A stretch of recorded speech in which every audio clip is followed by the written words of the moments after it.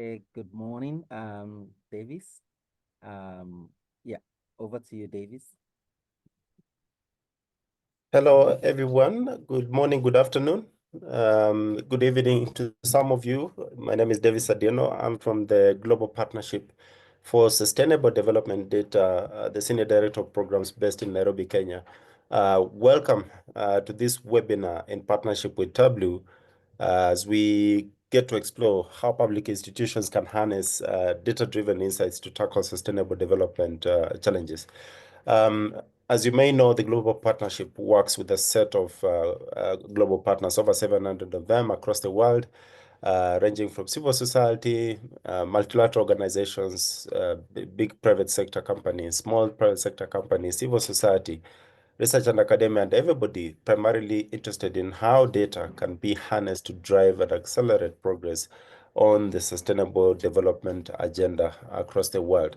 We're proud to be hosting this webinar, in particular because, for many years, we've been talking about data, access to data, the importance of access to data, the importance of production of data, the importance of management of data, talking to countries about how institutions within the national statistical system and other data ecosystems could actually better share their data to use it. But what about communicating data and deriving the insights that are actually needed really to inspire action and to inspire decision makers to do something about the situations that affect people across the world. And with increased, natural man-made disasters and poverty and so many other pressing problems, we need to communicate better. And I'll not say it better than to give an example that was given at a recent webinar. Actually, it was a conference we held in Nairobi in partnership with the University of Florida, where one of the speakers from the Africa CDC gave a number of about 1,050 people in Africa quarterly, every 3 months, die from cholera. We all nodded until he basically said that's the equivalent of 3 jetliners, each falling from the sky and killing 350 people every month. And we were all startled. And we realized that, communicating a number is one thing, but how to effectively communicate it and visualize that in a way that inspires action is actually more important in terms of getting people to actually see why data really matters and why they should do something about the situation. And so today we're proud to be hosting this webinar with Tableau, and we'll be learning more about how we can derive insights and effectively communicate, across the national statistical system. So over to you, Andy. Really proud to be working with you on this. Thank you. Well, yeah, let me share my screen. Thanks, Davis, and thanks everybody for joining. I'm just going to talk very, very briefly to develop what Davis just talked about in terms of the power of communicating with data. So my name's Andy Cotgreave. I've been with Tableau for 13 years and been building visualizations in Tableau for nearly 18 years. It's been an amazing journey. I use Tableau because it's the best piece of software on the market for exploring, finding insights, and then telling those stories. So I'll just a very visual illustration of the point Davis was just making. The power of data to tell stories. So I've got a spreadsheet here of conflict-related deaths from Iraq. Can't really see any insights here, but let me show you how Simon Scar visualized this data in 2012. So this is an award-winning visualization. Each bar represents the number of conflict-related deaths in Iraq in that month. But what does it look like? It looks like a smear of blood dripping down the screen. And Scar's genius was to take a bar chart, recognize the shape of the data, and realize that if he pointed the bars downwards, colored it red, he could put this really evocative title at the top to tell the story of the human cost of that period in Iraq. Now, I thought, well, most bar charts actually normally point upwards, and they're normally a more neutral color. Blue is associated with more positive things. And now, once we've taken the emotion out of this data, we can see some different things. So this was the Second Gulf War, a huge amount of civilian deaths. And then there was another period of violence in 2007. But now, look at this. Actually, in this data set, the end of this data set has the lowest level of deaths. So this could be a positive story. Deaths on the decline. And I didn't change the data. I didn't even change the chart type. It's just a bar chart. I turned it the other way up and changed the color. And that gives me the power to tell a completely different story. And this, as data analysts, as curators, as editors of people finding stories, is the power you have, because data visualization is not neutral. Every element you build is a choice, and every chart you build is an opinion. And that's true for emotive stories like this, or even just monitoring dashboards you might build internally. And although these two visualizations are built in Tableau, Tableau is the platform where you can absolutely lean into this and really, I just want to showcase, well, I don't really showcase, just talk about the power of Tableau as a mechanism for telling stories. You're going to see a lot more about this throughout the webinar, but this is a page from Tableau Public. This is where people can share whatever visualizations they want. And this is the number of visualizations we've got on the topic of sustainability. And you can see thousands and thousands of people have used Tableau to explore and surface stories in all sorts of different ways about the power of Tableau. And that really is all I need to do to set it, or want to do to set up what you're going to have in the webinar today. You have an amazing data storytelling tool. As an analyst, you have the power and duty to tell incredible data stories.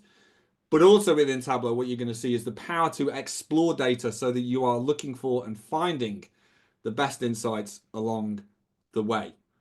So look, really enjoy the rest of the webinar. I can stick around for about half an hour more. Unfortunately, I have another event, but I'll hand it back to Davis with that, and let's carry on with the webinar. Thank you. Right. Thank you so much, Andy and Davis, for setting the scene. Once more again to all our participants, good morning, afternoon, evening, depending on where you are around the world at this time. We want to formally welcome you to the second in the series of our Africa webinar. Today's webinar is titled Using Data Insights to Drive Policy and Development Decisions. How public institutions can use data to address today's challenges and prepare for tomorrow. End of quote. So this session is a collaborative effort by the Global Partnership for Sustainable Development Data and Tableau, and also include one of their partners, Crossroads CX, one of Tableau's partners. Our focus at today's webinar is to explore how public institutions can leverage data visualization and analytics to sort of foster transparency, enhance citizens' engagement, and drive evidence-based policy decisions that is critical for achieving the Sustainable Development Goals. And so in the course of this webinar, Tableau will be introducing its very powerful data analytics and visualization tool and how it can be applied, for public policy. Would also have some use cases demonstration in terms of how two of our National Statistical Office's partners have deployed Tableau Public to transform raw data into actionable insights. Also, Tableau will be offering a hands-on masterclass to empower participants to use Tableau for real-world applications. And so very quickly, we have a set of speakers. Ed Hunter is one of the speakers. He's the account executive for Africa at Tableau. He will be providing us an overview of Tableau's AI-powered analytics capabilities. We have two National Statistical Offices here today.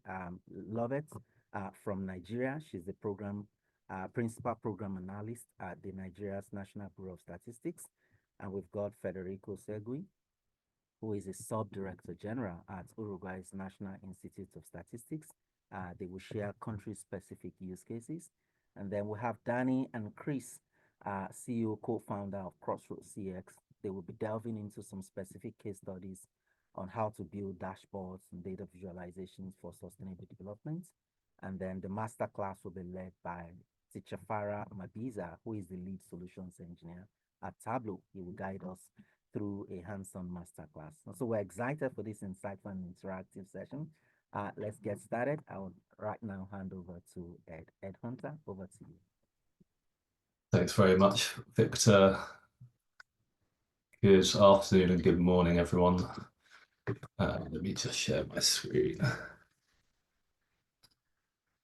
Okay.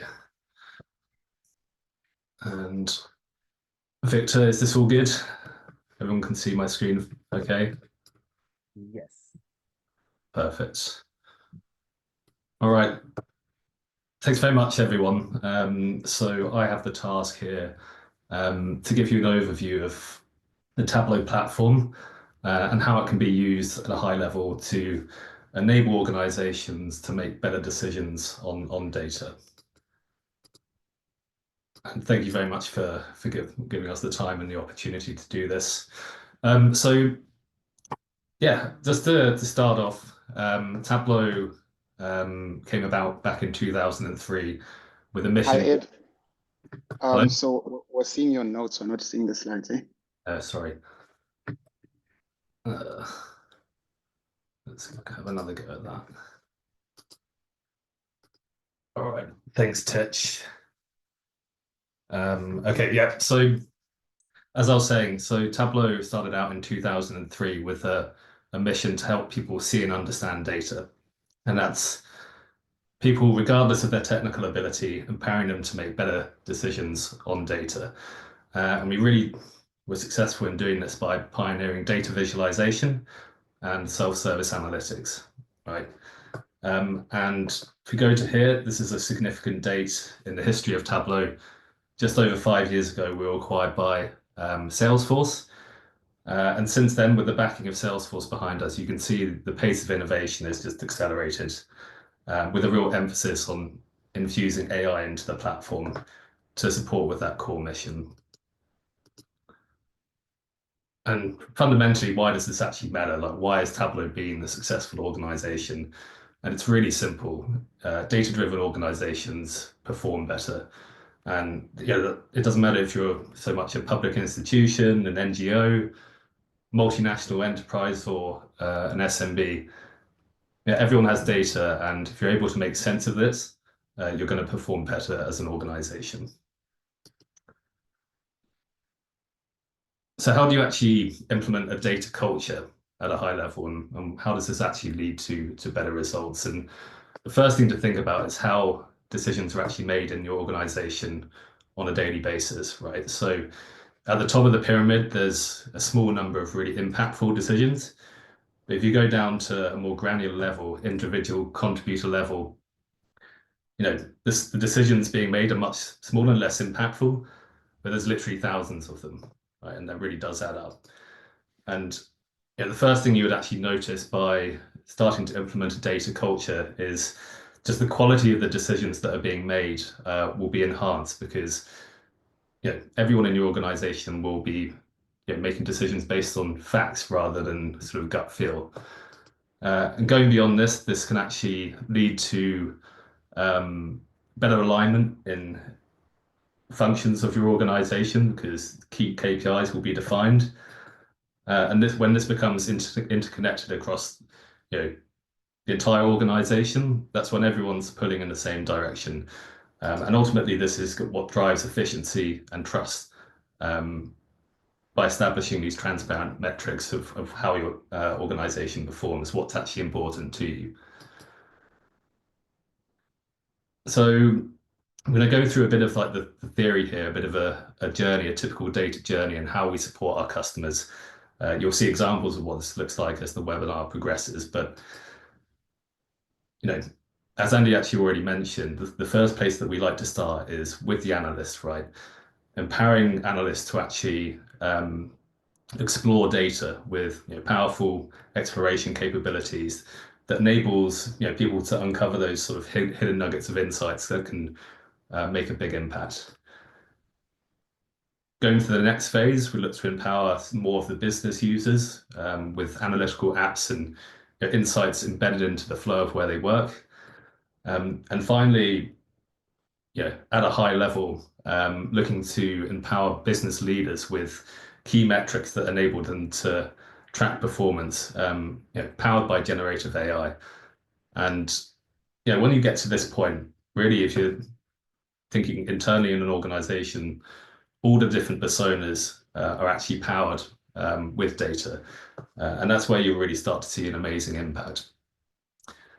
A lot of organizations, when they get to that point, they like to go to beyond that, right?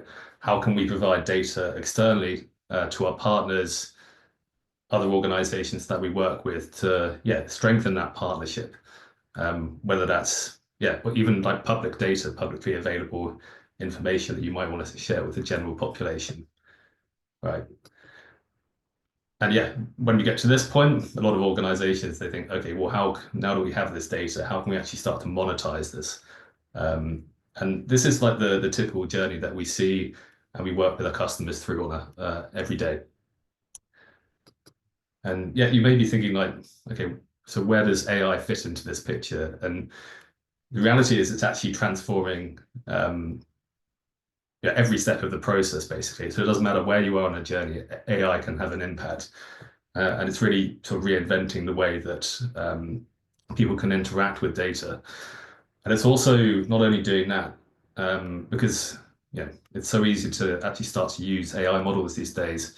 We can take that understanding of data to the next level, right? And that obviously leads, the better you understand the data, the better decisions that you're going to make off the back of it.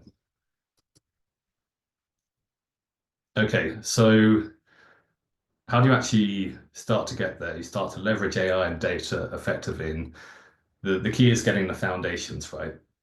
And what we see out there is there's three key sort of gaps or challenges that we're looking to address: the data gap, trust gap, and value gap. So starting off with the value gap, typically only 30% of workforce can actually use data for their jobs, right? So think about what the other 70% are doing. That's obviously a bit of a challenge, but also a bit of an opportunity. And like I said earlier, we're really trying to address that by infusing analytics and insights into where people just live and work, the applications they use, mobile, those sorts of things. Then we're thinking about the data gap, right? As organizations, typically your average enterprise has over 1,000 applications. All of them have rich data within there. How can we actually connect to this data, unlock it, unify it, and make it available for people to start leveraging? That's another big focus for us. And finally, the trust gap, right? So how do you actually get the right balance between, enabling people with data democratization, but also balancing security? So again, that's a massive focus of ours. And essentially all our innovation that we're focused on at the moment, it's trying to address one or more of these gaps. And look, I just wanted to put this slide in to kind of illustrate my point that Tableau, and rightfully so, has a great reputation for being amazing at building data visualizations. However, it really is the end-to-end platform, right? So enabling you to connect to your data anywhere, wherever it is, prepare it, deploy how you want, etc., etc. And yeah, just to highlight this point though, Tableau really is the end-to-end platform. Okay, so hopefully this isn't too technical, but I think this is important to actually explain how we manage, practically the difference between how do we balance security and agility, and what's our approach within Tableau, and how is our platform unique at handling this actually. So we think about governance in 4 different layers. The first one, this is all about the corporate standards or regulations, things that are not negotiable, that need to be set and managed by IT. And then above that is platform governance, data governance, and at the highest end, insights governance. So as I said, look, the bottom layer is always managed by IT. However, beyond that, it's not completely obvious who should be responsible for governance. And there's different approaches that organizations take that we work with. You can have a really sort of tightly locked down governance model where everything is centralized. You can have a slightly hybrid model where governance is balanced between IT and business.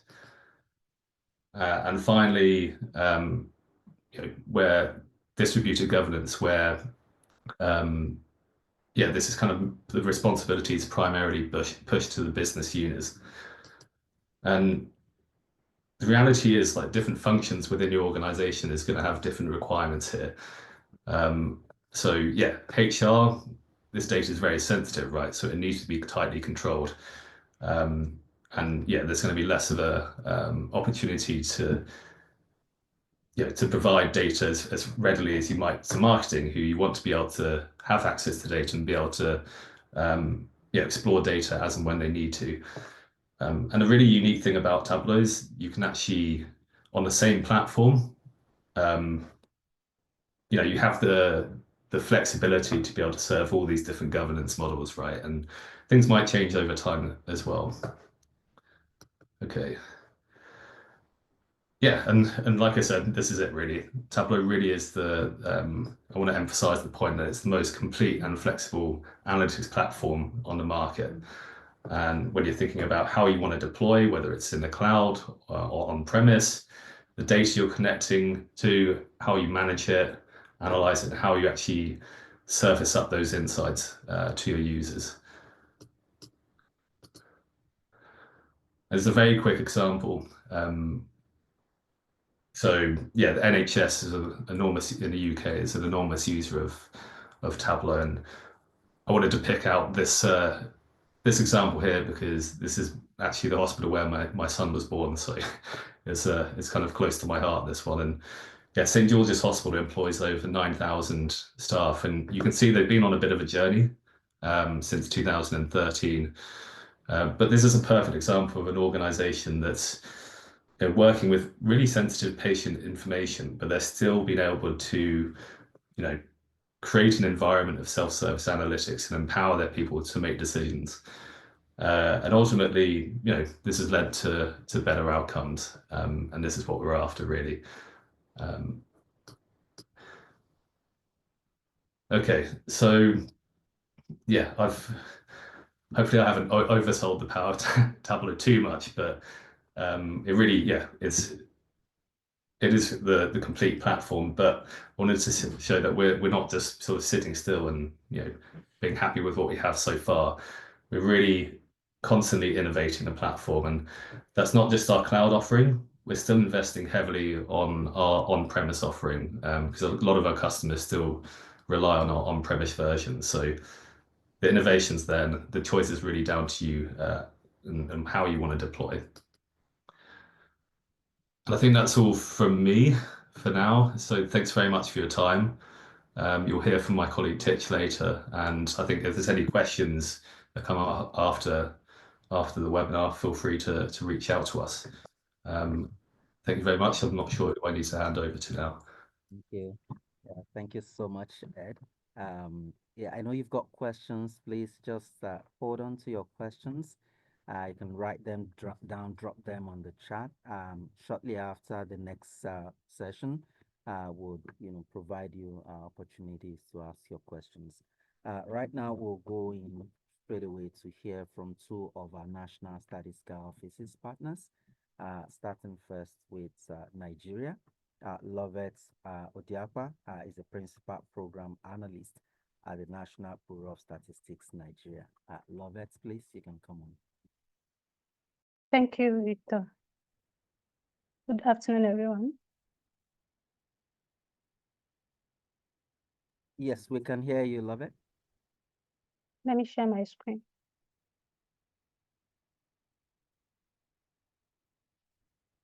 Good afternoon once again. I'm thrilled to join this webinar today. My name, as mentioned, is Odiakwa Lovett Oledo. I work with the National Bureau of Statistics in Nigeria as a principal program analyst. Allow me to take you on a journey that transformed how we approached maternal and neonatal child health week in Nigeria. Imagine a bustling week dedicated to the health of mothers and newborns. It's a critical time when data can make a real difference.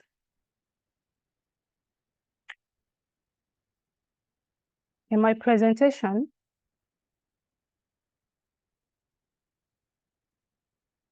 sorry, I'm having issues going to the next. Yes. Okay. Yeah. My presentation covers a brief introduction, the background and challenge, the solution we explored, the results we achieved, and its impact. Then I will conclude with the key takeaways and future plans. Let me give a brief introduction of who we are in MBS.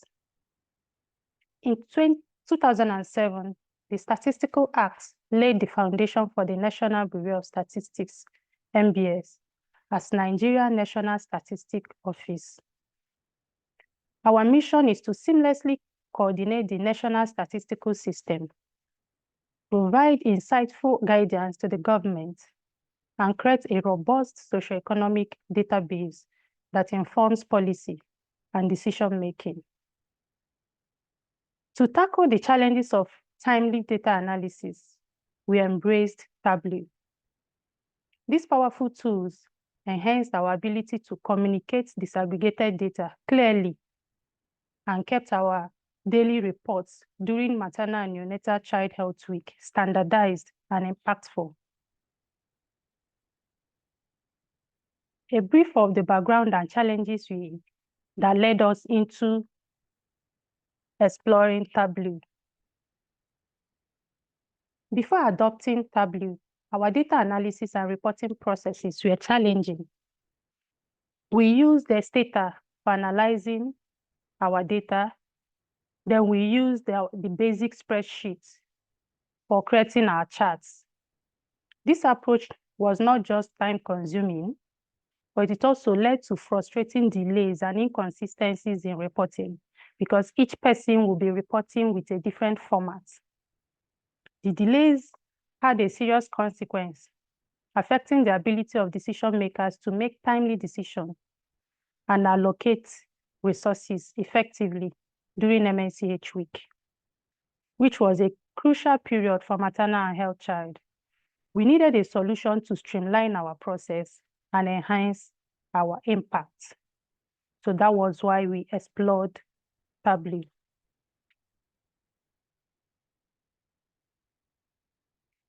The solution that we got using Tableau for our real-time monitoring and reporting of MNCH activities. Realizing we needed a more efficient solution, we embraced Tableau, a decision that kicked off our exciting transformation journey. We selected Tableau for our real-time monitoring and reporting of MNCH week because it empowered us with immediate updates, ensuring our reports reflect the most up-to-date information. This capability is crucial for implementing timely innovations, timely interventions in health programs. Tableau enhanced our data analysis and reporting efforts. Its impressive visualization features presented information clearly and effectively, and this made it easier for our stakeholders to grasp critical areas of concern and make informed decisions that drove effective change. There were some key features we leveraged on during this real-time monitoring and reporting. One is the dynamic data visualization. It enabled us track trends and monitor key performance indicators, such as the maternal mortality rates, the birth registration, vitamin A supplementation, deworming, tetanus toxoid, pentavalent vaccine, and the availability of HIV test kits. We also leveraged the interactive dashboard. With the interactive dashboard, we gained valuable geographic and demographic insights that enhanced our understanding and outreach. We also used the real-time analytics. So with that, the stakeholders made swift, informed decisions with the analytics that kept pace with the ever-changing landscape of health data. With Tableau, we were not just observing data, we were transforming it into actionable insights that truly made a difference in the lives of those we serve. To do this, we went through a process which involved both human beings, the strategy, the technology. We started our journey with preparing and cleaning the data, which helped to set a solid foundation for our analysis. We then transform this data into insightful maps and engaging charts that tell a story.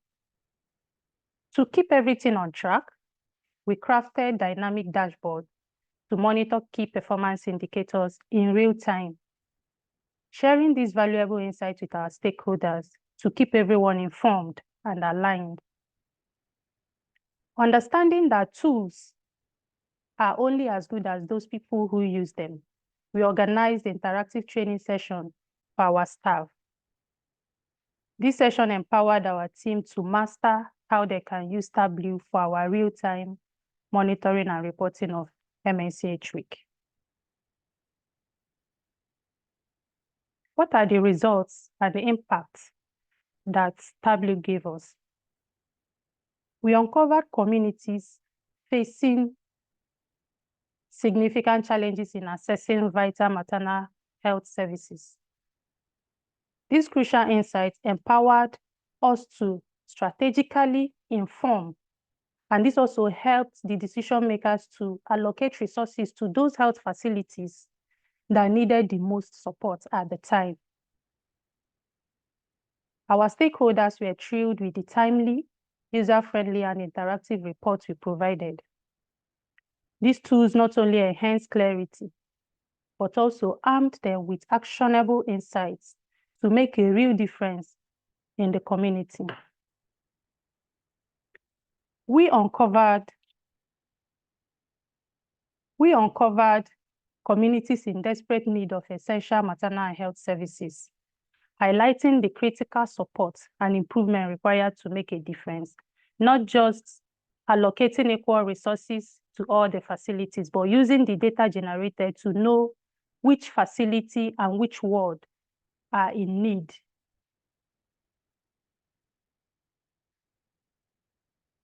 The feedback from our stakeholders was overwhelmingly positive. They appreciated the timely, user-friendly, and interactive reports that empowered them with the information needed to drive the change.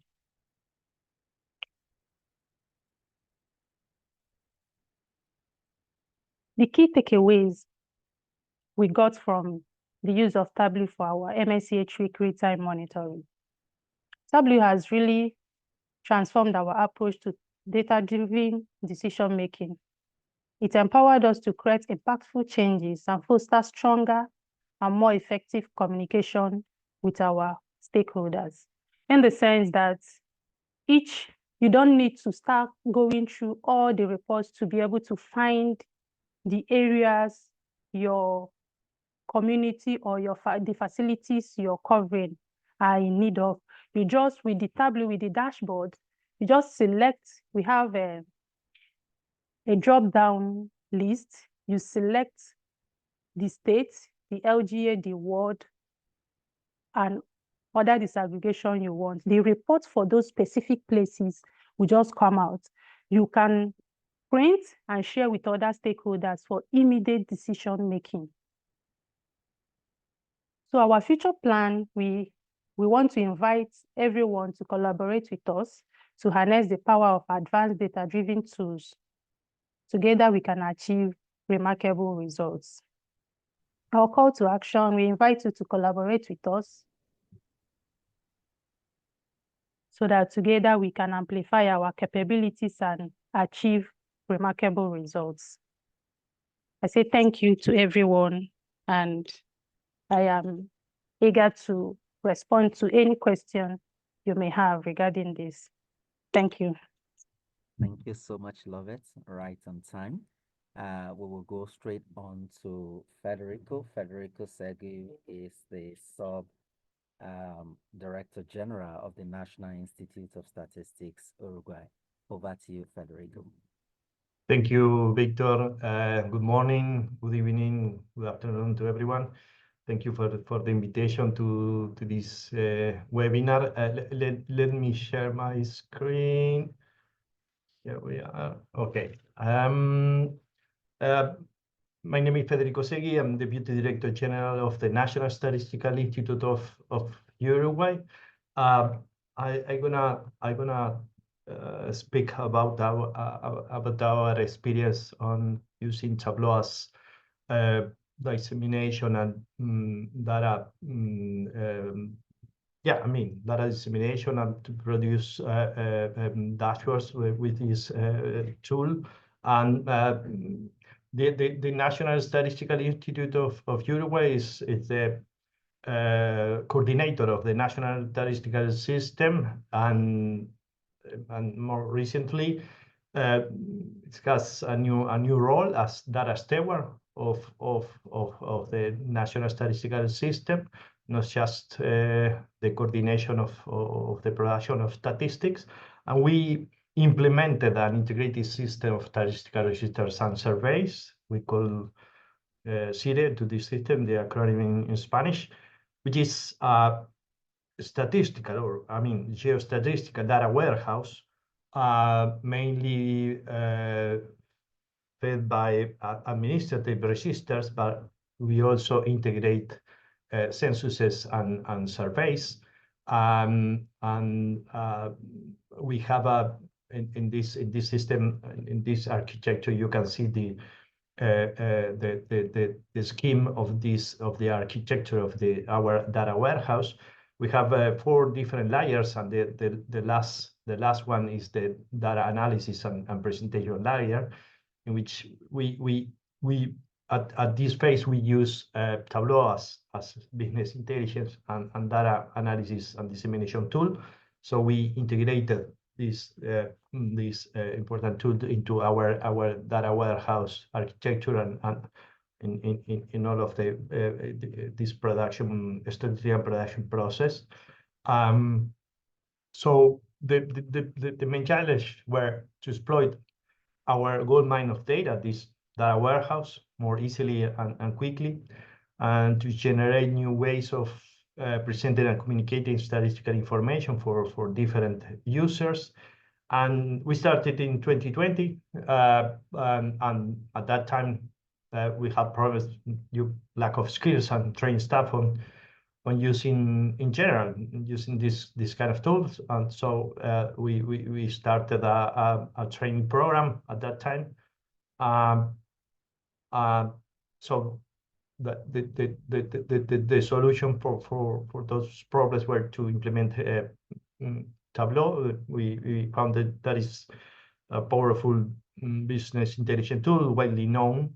It has a user-friendly interface, easy to use, and some of the key features leveraged data visualization, interactive dashboards, interactive maps.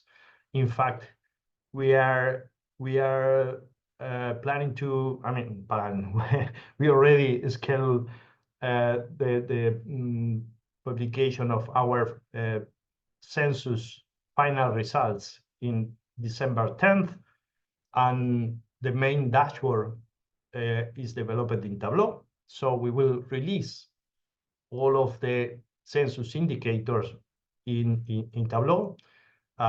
Unfortunately, I cannot show that dashboard. It is not published yet, so I cannot spoil them. But yeah, it's also we use Tableau public server. I mean, our dashboards are published in this server. So one of the disadvantages is the cost. We cannot afford I mean, we don't have a budget to buy or to have a server, or to hire the Tableau server for our dashboard. So we decided to use the Tableau public server. And yeah, and let me tell you, I want to tell you the implementation process. So we integrated, as I mentioned, Tableau into our data warehouse architecture and production process.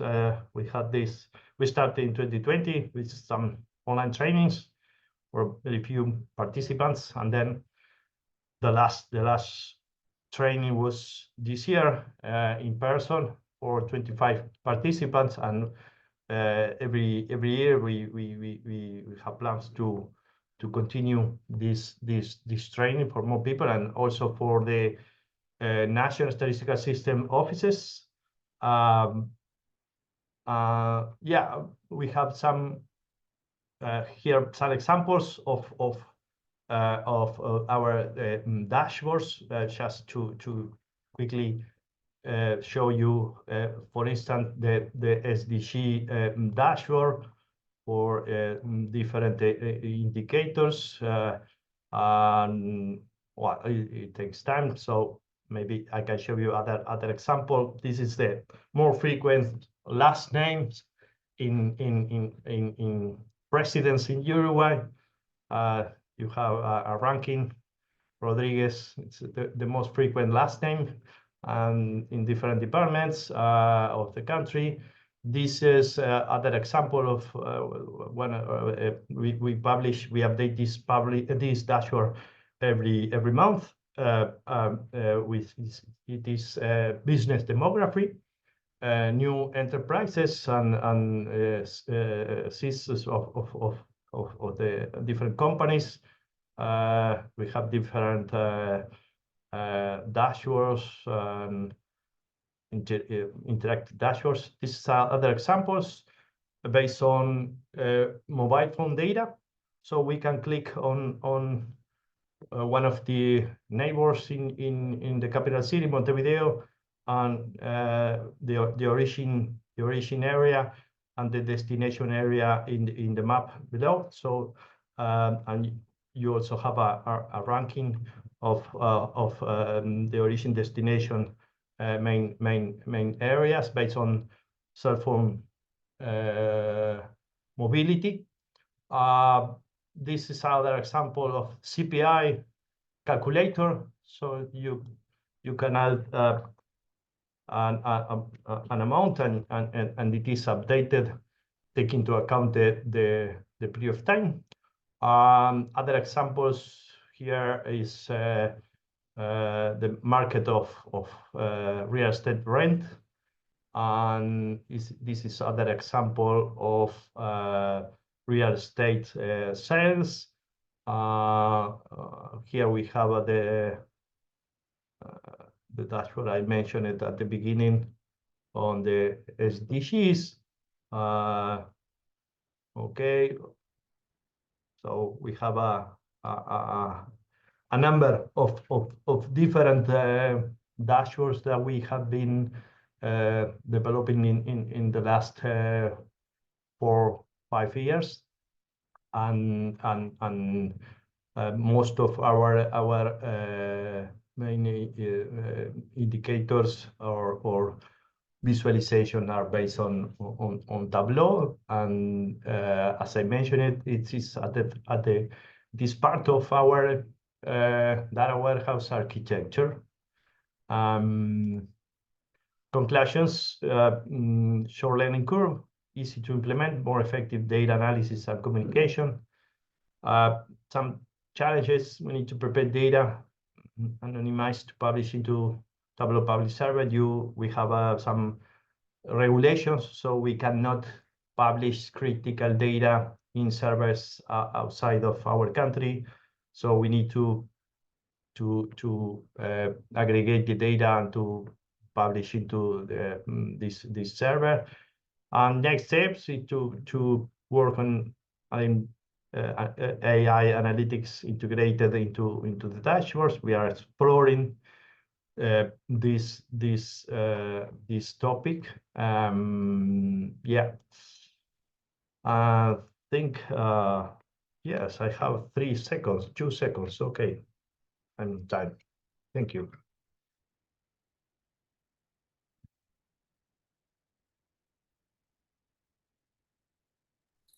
Thank you so much for that, Federico. That was very interesting. I'm just going to jump in now and open up the floor for Q&A. We've got a little bit of time now. We've had a couple of fantastic presentations. So I encourage anybody that has a question, you're welcome to put up your hand. I can unmute you and to allow you to ask your question, or you can put them into the Q&A if you have any as well. Also open for any of the other panelists to jump in if you have something that you would like to comment or a question here as well. Please go ahead.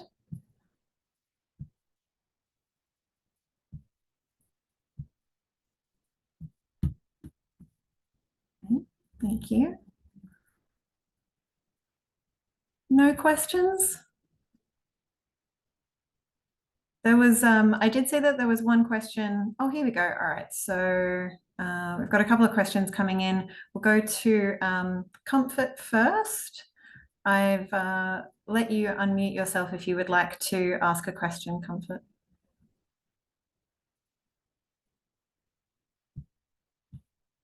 Please go ahead.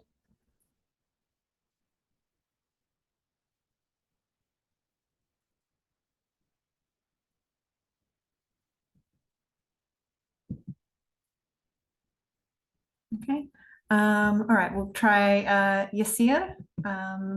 Giving you permission to unmute yourself. You can come and ask your question if you like. Hello. Yes, go ahead. Thank you. Good day to you all. My name is Muhammad Yasser Kabir.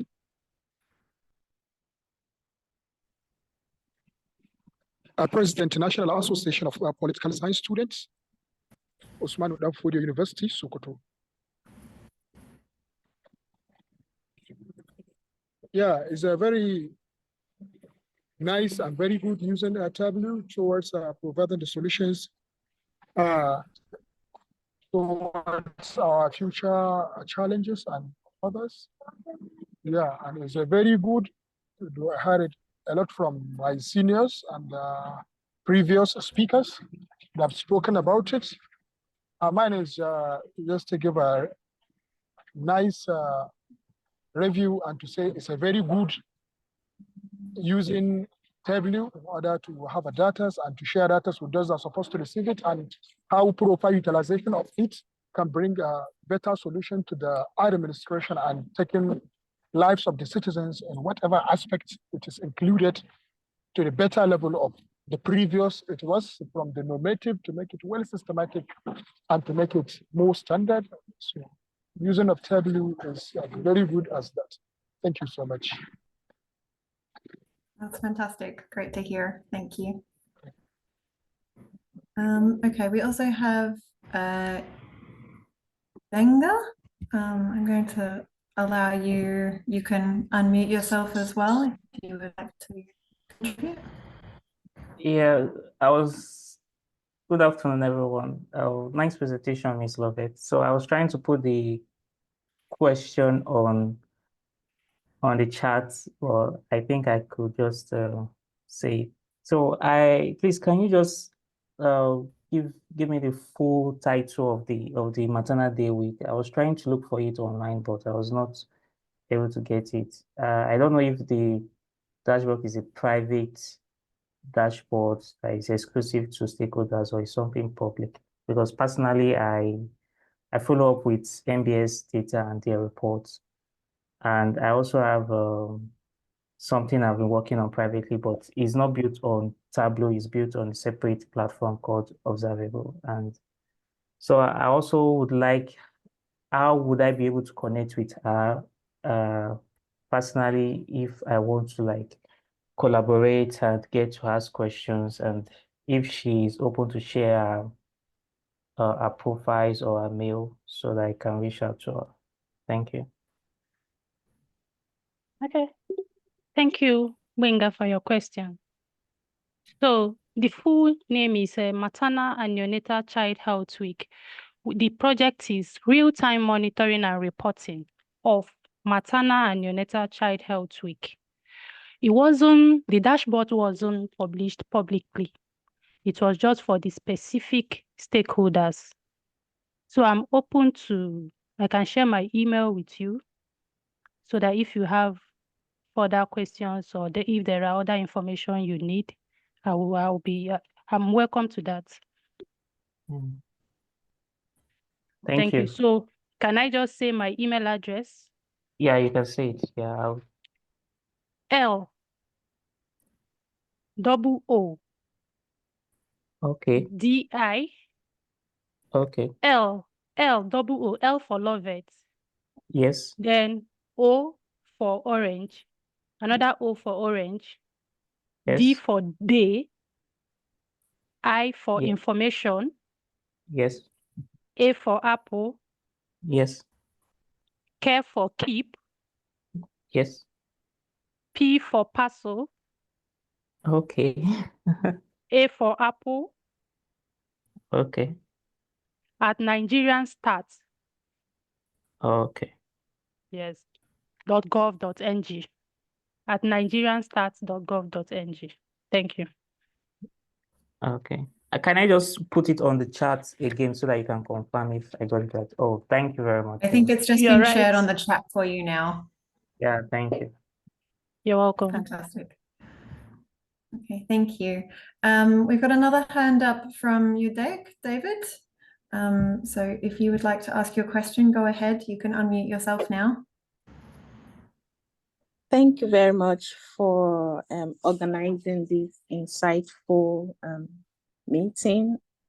It's my first time of learning about Tableau, and I'm wondering if it's like an app that we can, leverage on, or how do we have access to it for the purpose of data, analyzing data, or using it for data, mainly for data. So how do we have access to it, or do we have to download it or something? Like, is it an app? Thank you. That's my question.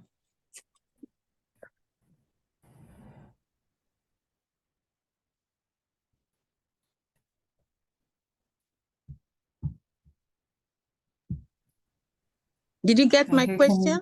Yes, yes. Okay. Ed, perhaps do you want to jump in? Sure. I was to see Titch was going to do that. So there's a couple of things here. I think there's a version of Tableau called Tableau Public that's free to use, and yeah, we will send you the link to that after, and it's really easy to get started and start creating your first visualizations.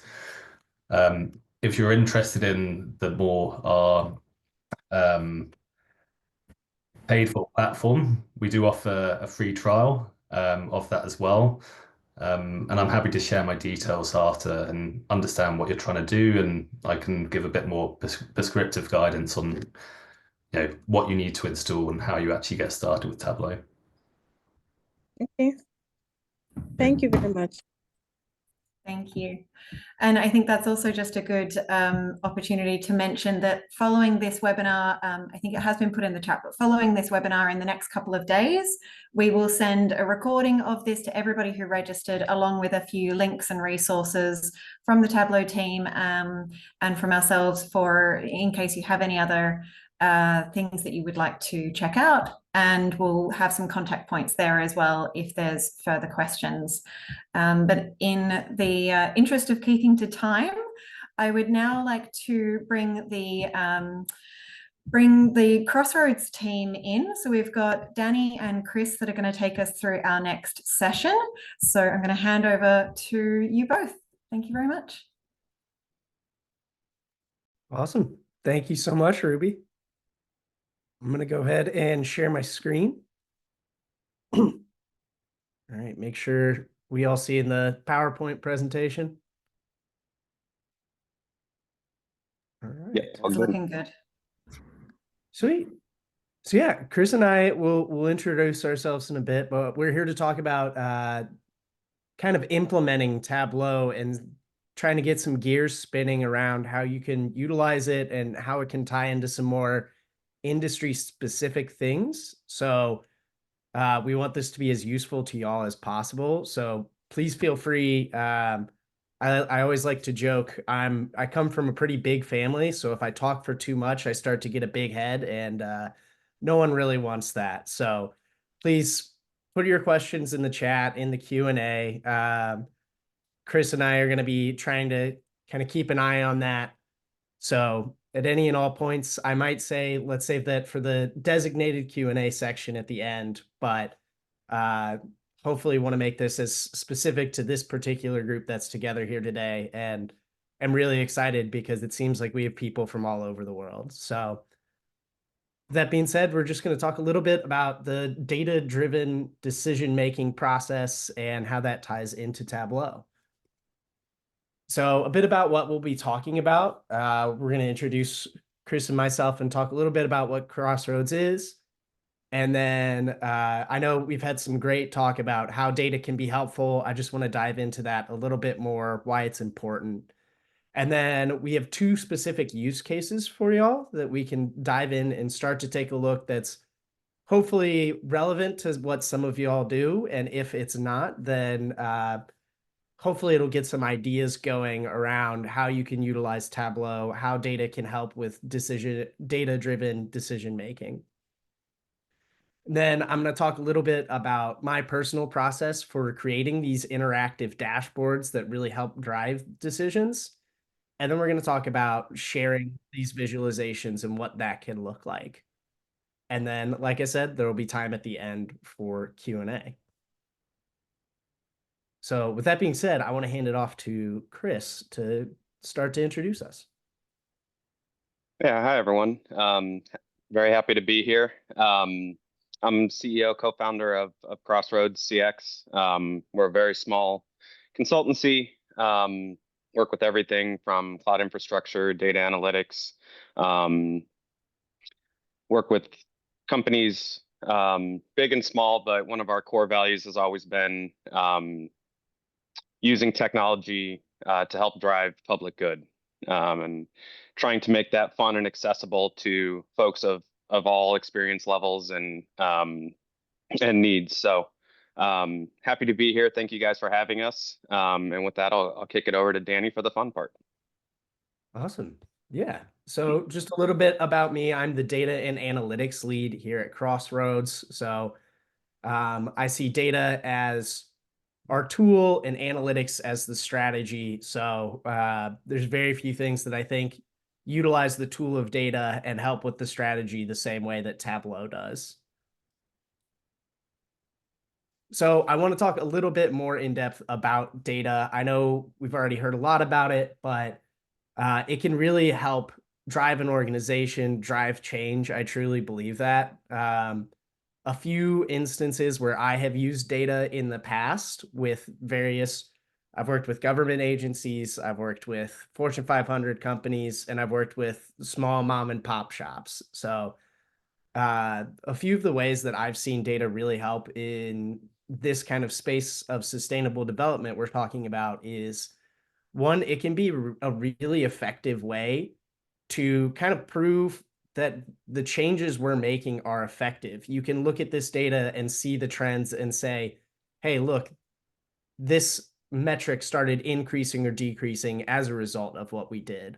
So it's a really good way to prove the validity of your work and hopefully, get more money so we can keep doing that.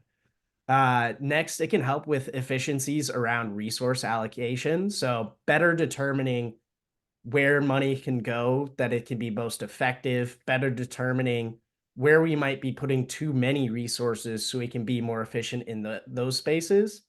And additionally, identifying outliers. So figuring out where things don't seem quite like the rest. I know if we're looking at all the various counties of a country or districts of a country, it can be hard to kind of narrow down the data, especially when we're looking at a spreadsheet.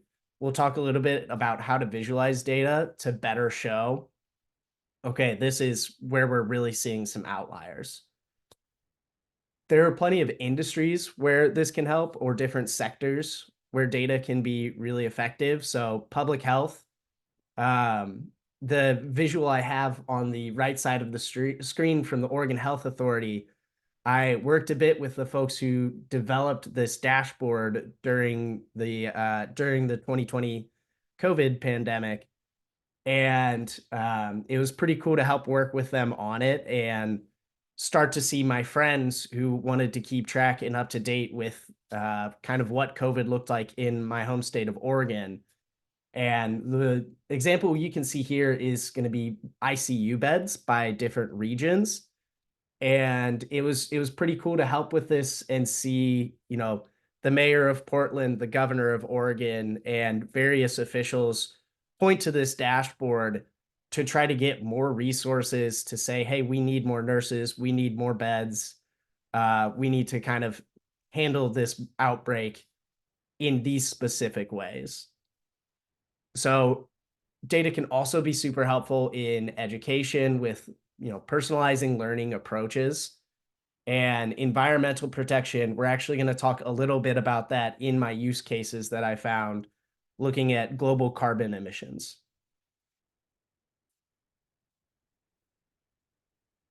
So I have two examples that we're going to dive into. One is going to be looking around food security, and this is pulling data from two separate sources. And I'm going to talk a little bit about how I got these sources to talk to each other using Tableau Prep. But the data comes from the food security portal as well as World Bank Group. And then the next dashboard we're going to talk about is a collection of data from the Global Carbon Project. A few things I do want to call out before we dive in is there are some areas where the data might be incomplete. I'm pulling in this data from a few different places, and sometimes they don't always align. So it's important to note data sets don't always talk very well to each other. There are various ways we can do that, but in a few instances in these data sets, there were some areas that just didn't talk to each other. There also may be certain years and regions where data isn't available for us. So as we start to dive into these examples, you'll start to see that. Next, I have this bullet point about it's not designed with specific groups in mind. I think this is really important to call out because, data is most powerful when it's focused on specific groups. So in this one, I did kind of try to make all of the dashboards pretty general, pretty broad. So I hope that y'all can look at it with an eye towards, if we changed it this way, I think it could be really helpful for us. So really trying to get the wheels spinning on how Tableau can start to help you in your organization. These are just example dashboards. It is real data, but the last thing that I want to call out is I'm human. I don't want to pretend that I am a end-all be-all experts in international politics or geopolitics. I've tried to do as much research as I can. I think these dashboards were exciting to me because I learned a lot through them. And I'm going to talk through kind of how exploring these dashboards led to me doing some more in-depth research and learning about different countries, about different things that have occurred, different policies, and how they affected not only individual countries, but the world. And Danny, just to jump in there real quick, I think one of the important things that you're calling out is designed with specific groups in mind. As we go through the presentation, I want folks to think about one of the ways that we approach data is, first of all, taking a step back. I think you can get a little bit too close too quickly. And so one of the ways when we're putting together dashboards for certain situations, saying, okay, before we even jump into the data and start to explore what does this say, putting together a set of user stories and saying, what questions are we trying to solve? Who are our users? What ways do they want to see this data? How are they taking a look at this problem kind of offline first? And so like Danny said, these will be a little bit more generic given the larger group here, but I think that's a really important piece to highlight is setting your approach to building these and what questions you want to solve first when you're doing some more in-depth analysis. Definitely. Thanks, Chris. Yeah, and I talk a little bit about that when we start to dive into my process for developing dashboards. So step one is going to be cleaning the data. So just to show y'all for the emissions data that we're looking at, if I minimize this, this is what the underlying data looked like. So we have territorial emissions in metric tons of CO2. We have our different countries and different years. And for any of y'all who might be familiar with Tableau, you may immediately recognize this is not the ideal format for analytical data. So you'll notice a few things. We've got some extra rows at the bottom here. We're not using headers quite the way we would want to. For this, I was able to plug the data into Tableau Prep, which is Tableau's kind of data cleansing tool that, if you're familiar with the term ELT or ETL, extract, transform, load, this can help a lot with that transform step and getting the data from, you know, a spreadsheet like this that we don't really like into a format that Tableau will like. I will not walk through this entire giant workflow I did to create the data, but I'll talk a little bit specifically about pulling in the data, and you can see some of the changes I made. I can control which is that header row, where the data starts, how things are separated, and then I can add a different step for cleaning where I might go through and rename a certain field. I can also change the data type, just kind of changing and massaging the data, pivoting the data.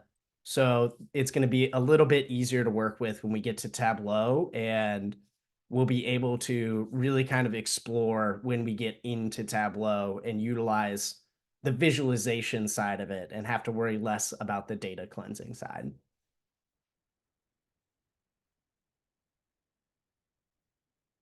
So with that being said, I have these two example dashboards I want to talk through that we made specifically for this presentation. So the first one I want to look at is coming from that food security database as well as World Bank. And this is hosted on Tableau Public. It's accessible to y'all if you want to dive in and look at it yourself. But I essentially took all these different metrics we had for different countries over different years and set up the dashboard where we can start to explore different things like cereal production or food production indexes over time. A specific story that I found that was kind of interesting, or something that I didn't know as I was just clicking through, exploring and learning, I was looking at prevalence of undernourishment, and I dove in and I found Zimbabwe, when I was looking at all these other metrics, seemed to be doing well in a lot of different ways, but was interested to see them in the top 5 for undernourishment.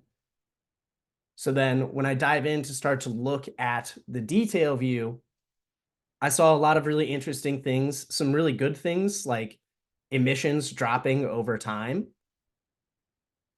But I also found this interesting story here when I was looking at the crop production indices, that in 2019, there seemed to be a huge drop in crop production. So as I was a little bit more curious about this, I looked it up and discovered that Zimbabwe had a historic drought in 2019. So that's just kind of one example of how, as we're starting to click through and learn and utilize data, we can pull out these stories that, you know, it would have taken me a long time to learn that there was this historic drought in Zimbabwe, and to also learn that Zimbabwe has been doing an excellent job of decreasing emissions in both methane and nitrous oxide.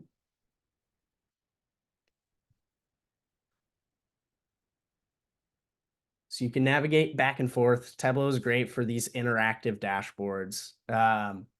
Before I jump into the other dashboard that's more specifically focused on global carbon emissions, do we have any questions around this particular dashboard or anything anyone wants to see around it?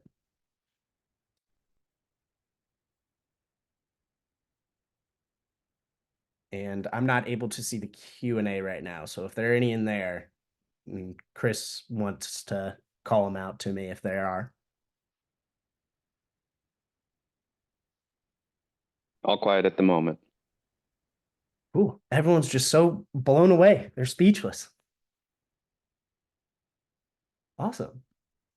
we'll take a look at this other one around global carbon emissions. So this is tied to that Tableau prep flow that I showed earlier, where because of the way extracting the data from the website, the global carbon atlas went, unfortunately, I had to kind of pull everything down one at a time. So cleaning all of these individually was a relatively similar process, where I then went through and joined them and then used a union to kind of stack everything on top of each other and got this really fun data set that I was able to explore. So just kind of looking at this, we can see total emissions over time, and then broken down by oil, coal, and gas. And I thought this was a kind of fun way to start to show the data and see that, you know, a lot of times we can see emissions over time are increasing overall. But when we start to look at per capita emissions, we can see that a lot of countries are doing a lot better at decreasing emissions in that regard. And once again, as I was kind of going through exploring this data, not knowing too much about the realms and not being an expert in specific countries, I started to see a pretty common trend that I don't think anyone here will be surprised at is in 2020, almost consistently across the board, there was a drop in emissions. As we start to look at various countries, we can start to see, if we look at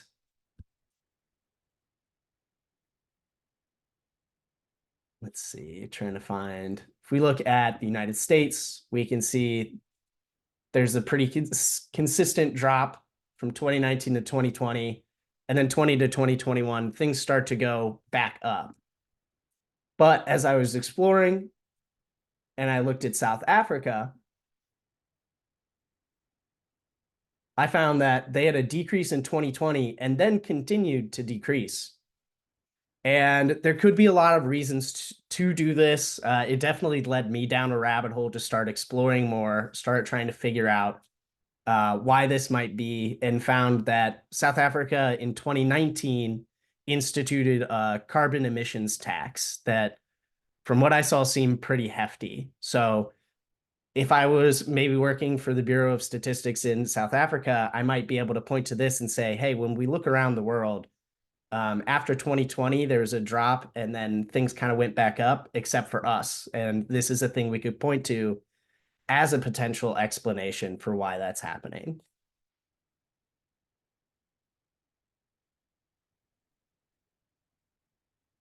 So if anyone's interested in seeing any other countries that you want to look and see maybe how your home country is doing as far as global emissions, happy to do that. Like I said, this will be available after the presentation. So it's on Tableau Public. You can start to see that, as well as, you know, some different things that we're doing over here at Crossroads if you're interested. But it's a really fun kind of example. Victor wants to look at Kenya. We can take a look there.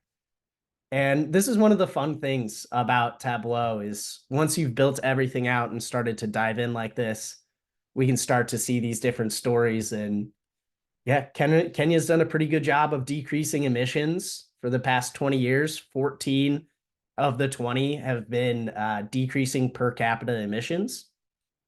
We can see kind of a rare change in the trend that I mentioned earlier, where Kenya seemed to go up in 2020, but seem to have plateaued and hopefully are on the trend to decreasing emissions.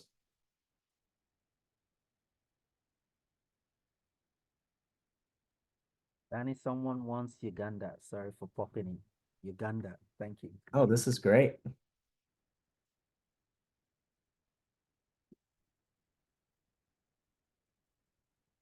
So Uganda kind of has a similar trend. Also doing historically a pretty good job of decreasing per capita emissions, but not so much in the last few years, although overall, interestingly, they have been decreasing overall emissions. And lastly, Nigeria, please. Thank you. All right. I'm excited that seems like you all are getting excited about this.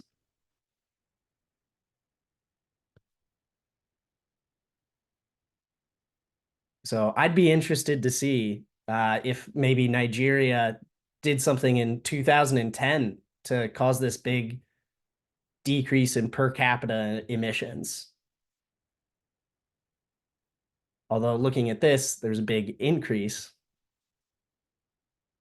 So I wonder if that had something to do with a population change. And then I see Ghana, and then we'll dive back in. Yeah, thank you. I'm a little too easily distracted and too excited about this. So we got to cut it off somewhere.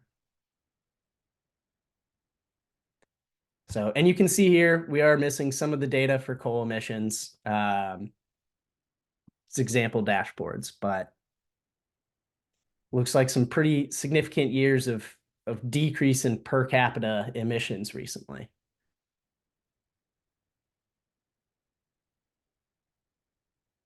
Awesome. So before I start to dive into talking about kind of my process for dashboard development and how I like to go about it, do we have any questions here on either of the dashboards that we built or on Tableau Public or the underlying data that I utilized?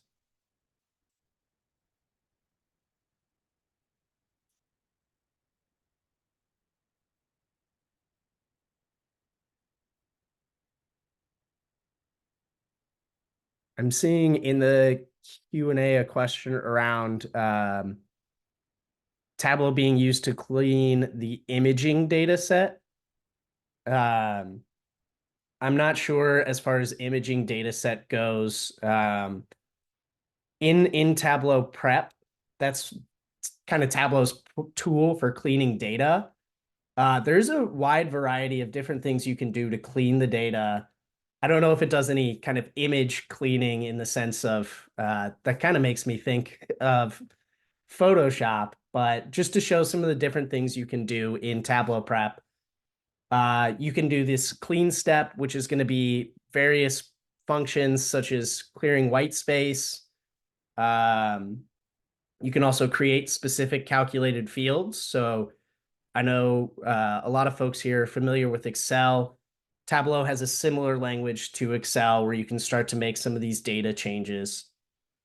You can create new rows. You can aggregate your data, pivot, join, and bring together multiple data sources. Union, where you kind of stack them. So if you have different years that are different data sets, but are essentially the same thing, you can stack them on top of each other. You can also utilize R or Python if you're more familiar in that space. Predictions, there are some AI capabilities within Tableau Prep. And then your output is where you want to do it. I think an important thing to call out here is you can output it a few different ways. Either one as a kind of a Excel spreadsheet, a CSV file. You can do it in a Tableau specific format, which is called a hyper or a Tableau extract.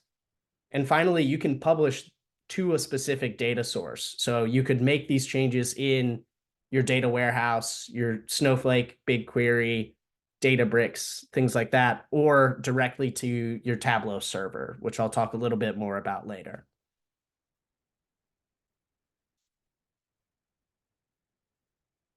Awesome. Cool.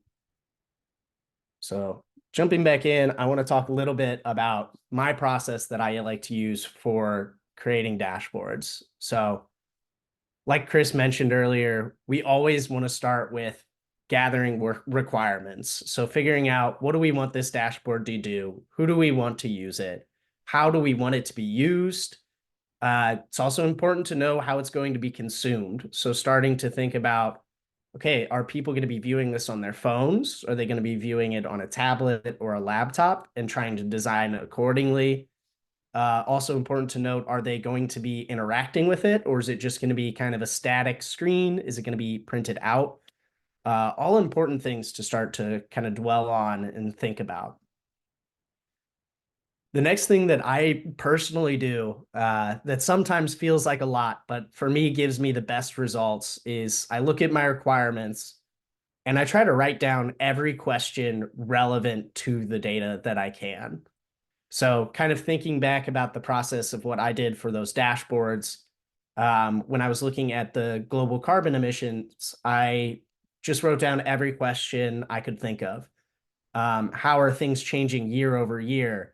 Which countries are decreasing at a quicker rate than others? Which countries have consistently been declining? So thinking of all these different questions and then writing them down. And then the next step, which is equally tedious and can be annoying, but I promise gives good results, is building out a specific chart for each one of these questions. And sometimes I'll build that in Tableau. Sometimes I'll hand draw out the charts. You can see I always keep my pen and paper near hand, and I'll just draw what I want that layout to look like and kind of play around with it.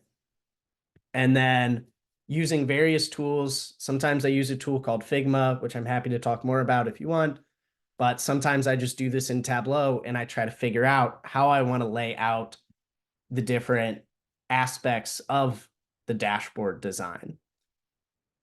And then you'll notice I have this arrow going right back to gathering requirements. You always want to iterate on dashboards. I almost never think of dashboards as a completely wholly finished project. You're always going to have updates to your data as your stakeholders start to learn more about the data through this process.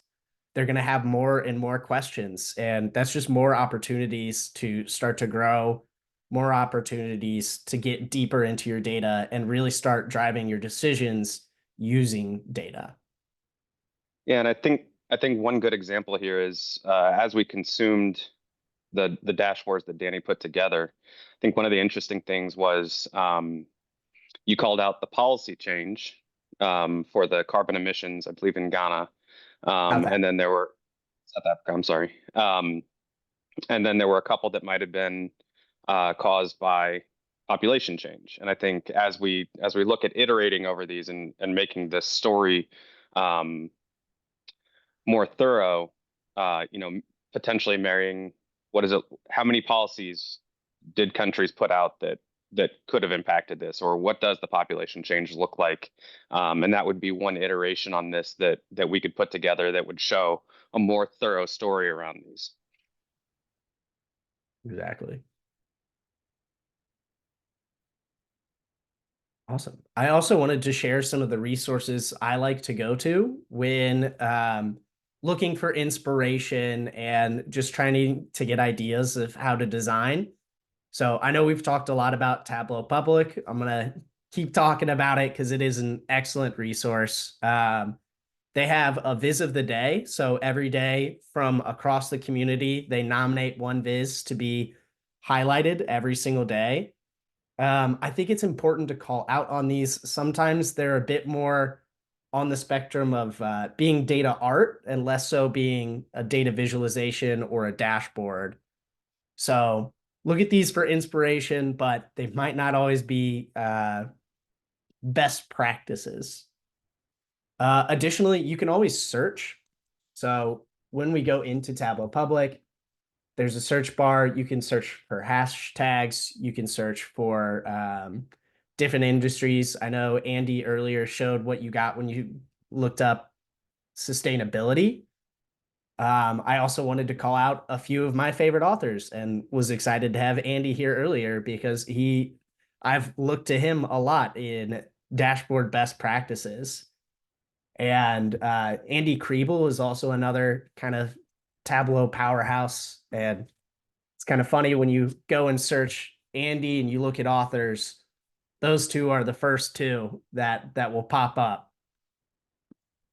And Andy has some awesome examples of different visualizations. It's a great place to start to look. He's very active in the community. You can also see his favorites. So some really fun different ways that you can start to visualize in Tableau. Some awesome examples that you can start to look towards to really try to step up your game once you start to get a bit more comfortable with Tableau.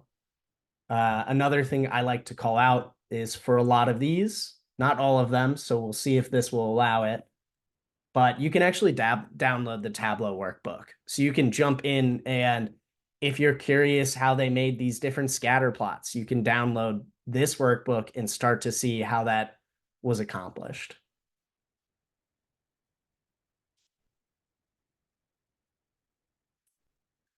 Another subtle plug for you can always look at Crossroads and see what Chris and I are up to and the kind of work we do. Another kind of organization that I've liked to work with in the past that could be particularly relevant to some folks here is Viz for Social Good. So it's a mission-driven organization. They regularly hold contests where these kind of smaller organizations that have the data, aren't sure how to use it, or have a specific goal in mind, will share that data with the community and say, hey, please build the best thing you think you can. A lot of times they'll give you some requirements, and people across the world will try to kind of solve this problem and figure out how to visualize this data. It is technology agnostic, so it's not specific to Tableau, although I will say there are a lot of Tableau examples and entries for that. So I think it's a really cool platform, something you can look to for inspiration or potentially apply to either as a volunteer or to get your data visualized by some of the best people in the industry. And then finally, I have Behance.net. So this one is a little bit more high level. It's somewhere between data visualization and just pure art. It has a lot of ideas around graphic design. I go to it a lot when I start to want to explore with different color palettes, layouts, and I'll just show that. So you can see it's got some really cool examples of graphic design, and it'll talk through kind of how these different people thought about making these, it's pretty heavily art most of the time, but once you start to pull it in, you can get some really pretty dashboards like the one we saw, that some of the ones that we saw Andy favorited here that are pretty cool. So don't want to get too lost in these various examples and inspirations, but these are probably the three places I go most frequently myself when I might get stuck in a rut of how I want to design a dashboard. Finally, once we've made all of these very beautiful, very useful dashboards, we want to make sure we share them with folks. So as I said earlier, Tableau Public, that's kind of that free platform where you can share with anyone. There are various paid models. So you have Tableau Server and Tableau Cloud. So I apologize. This is a slightly older visualization, but describes what it looks like. Tableau Cloud is where Tableau itself will host a lot of the kind of underlying infrastructure of your Tableau server. Tableau Server is where you manage it yourself. And this is kind of that ecosystem where, specific to your organization, you can share these visualizations, you can interact, you can work with other folks. So Tableau Public, Tableau Cloud, and Tableau Server are kind of the different ways that you can start to share.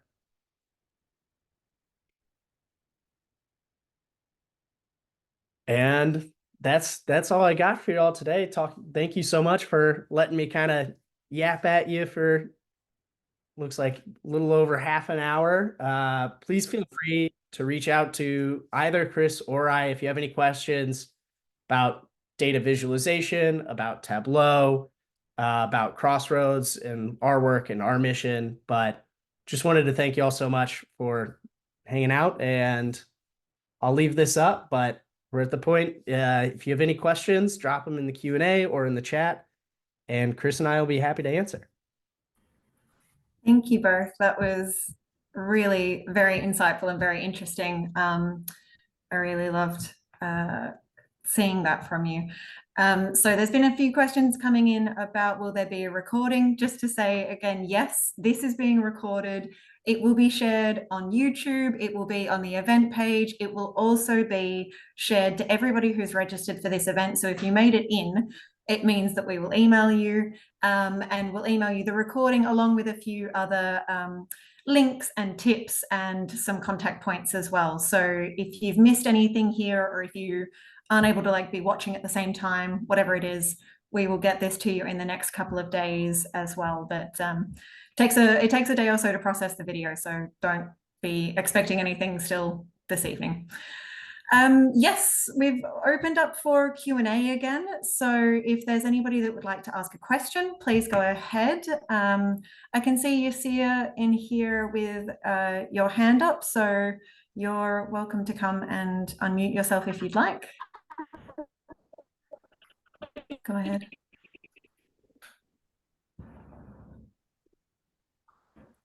We can't hear you, Yasia.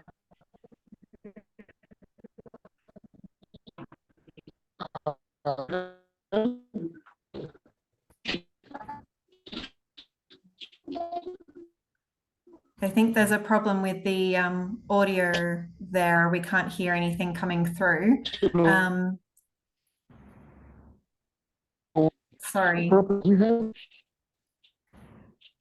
No, there's something's not quite working there for you. I can't hear you.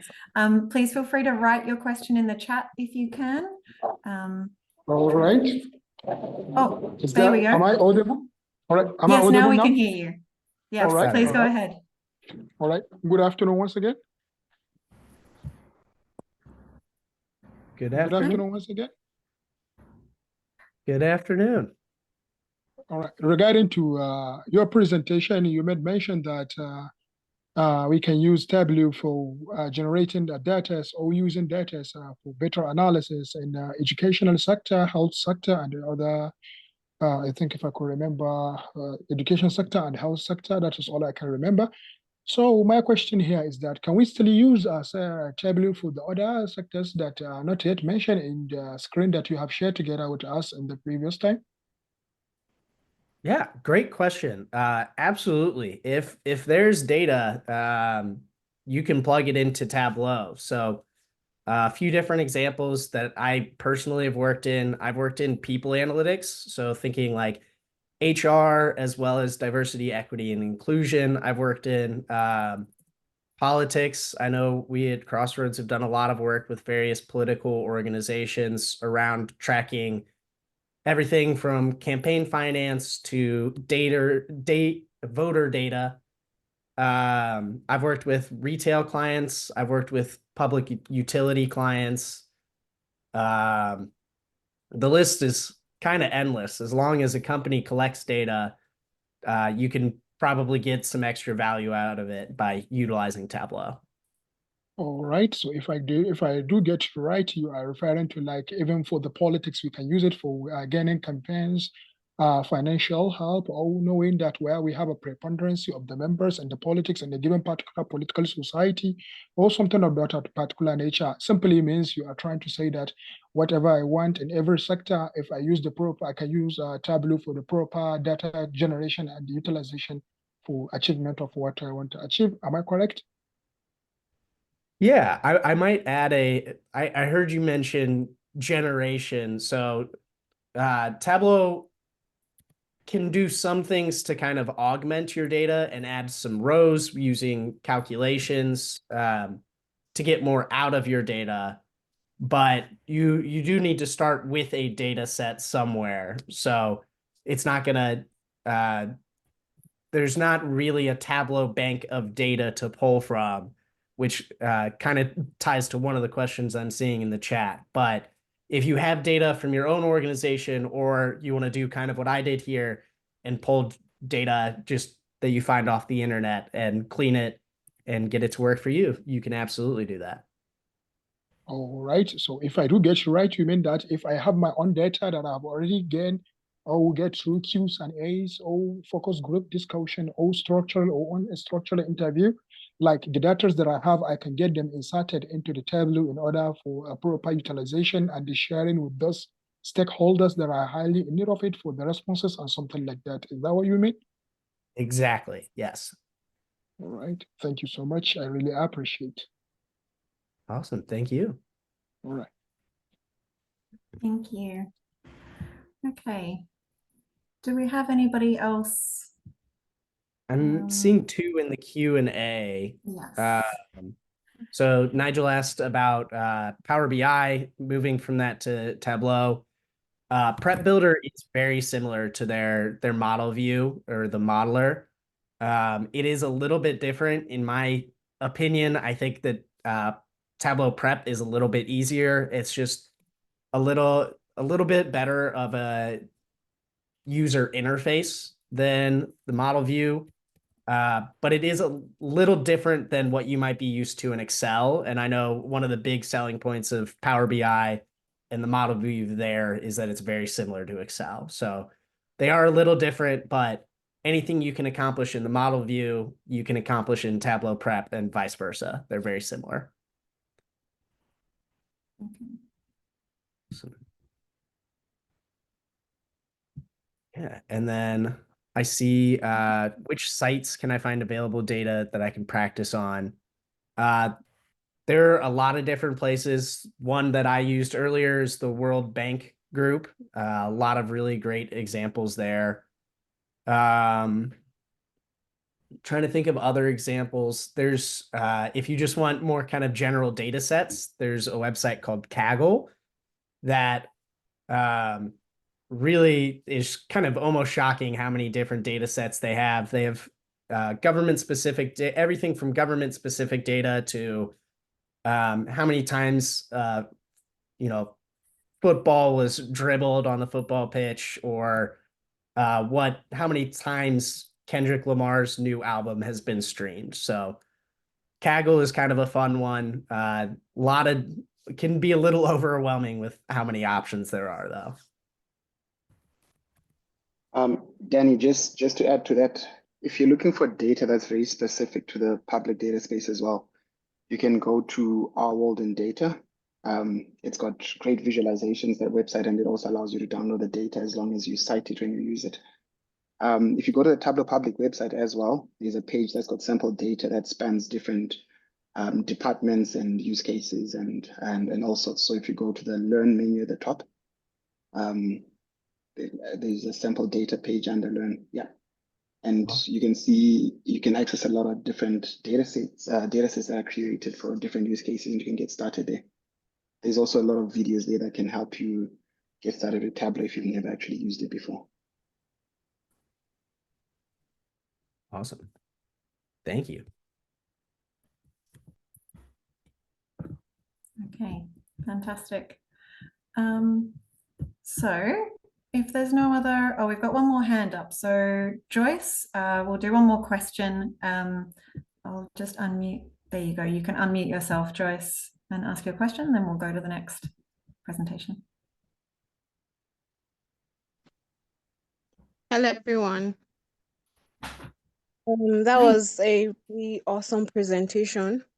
My question is, does Tableau have like a living dashboard where you share, after sharing to your stakeholders, once you get new data, they just refresh and the charts reflect everything in the data? I don't know if you understand my question.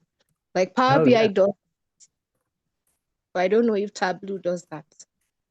Yeah, Joyce, that's a great question. So you have a few different options for how you can keep that data fresh. So in Tableau Public, to keep that data fresh, you will either have to manually go through and refresh it, or if you are using Google Sheets, it can refresh once a day.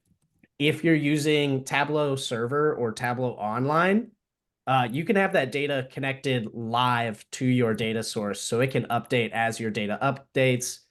If you're utilizing Tableau Prep, you can buy this add-on called Tableau Prep Conductor that you can run to schedule, I think, up to every 2 hours, like anywhere from once a day to up to every 2 hours to kind of keep that data fresh. So lot of different options for how you can keep it fresh, but the goal of Tableau is to give you the best, most fresh data that it can.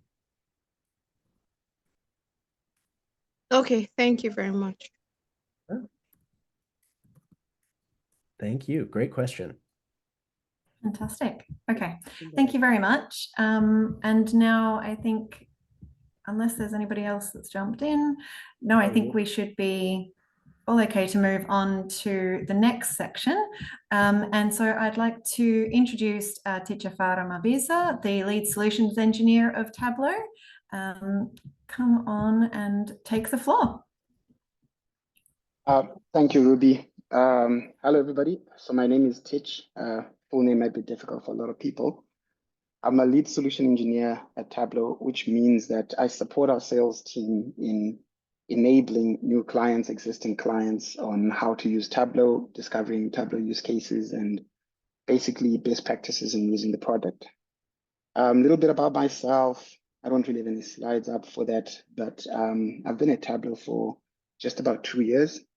I've got a strong history in data analytics. I'm an actuary by profession, so I really do like numbers and I liked art. So then the merging of visualization and analytics was a very, very obvious part for me.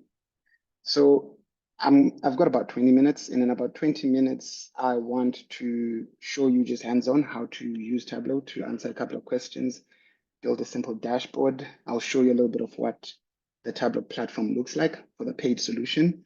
I think this will answer some of the questions that Joyce had around whether or not data can be refreshed.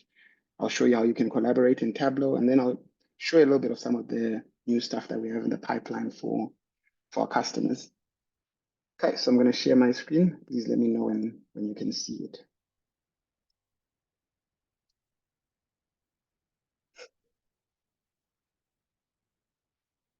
Okay, can everybody see my screen? Yeah. Right. Yes, that's good. Thanks. Okay, perfect. So what I'm going to take you through is a very typical use case that happens. I'm going to take on the role of an analyst that works for a nonprofit organization, and I've got a requirement to build out some analytics around mpox, which used to be known as monkeypox. And we want to look at the prevalence of mpox specifically in Africa and to try to see which countries are affected the most, to try to see what the new infection rates are, to try and see the mortality, and to try and glean a couple of insights from that. So I've got 20 minutes to take you through a lot of things. So I'll get started. So what you can see here is my Tableau desktop screen. So I could have been doing this in a browser using Tableau's web authoring capability. I just like the desktop product, and I'm connected to a data set here that's got mpox cases, and you can see this data is as of 31 August 2024. Now in Tableau, you don't necessarily have to know how to code. You can start with the data and then the questions get answered for you. So for example, I want to look at, we talked about wanting to look at cases by country. So the first thing I do is I just double click on country, and then maybe I look at my total confirmed cases. And then it builds out a little bit of a visualization. So far it's not as effective. I can click here and have that changed to a field map. And it looks like we're starting to get somewhere. So what I've done here is create a field map that's showing me my total confirmed cases of mpox over my entire time period for all the countries in Africa. I've already filtered it for Africa. And I live in South Africa, so you can actually see we've had about 782 confirmed cases since mpox came onto the scene, I guess, in 2022. But if I look at my data set here, I can see that I've got some other fields here, such as new confirmed cases. I've got new deaths, and I've got total deaths and other such metrics that I might want to visualize on the map as well.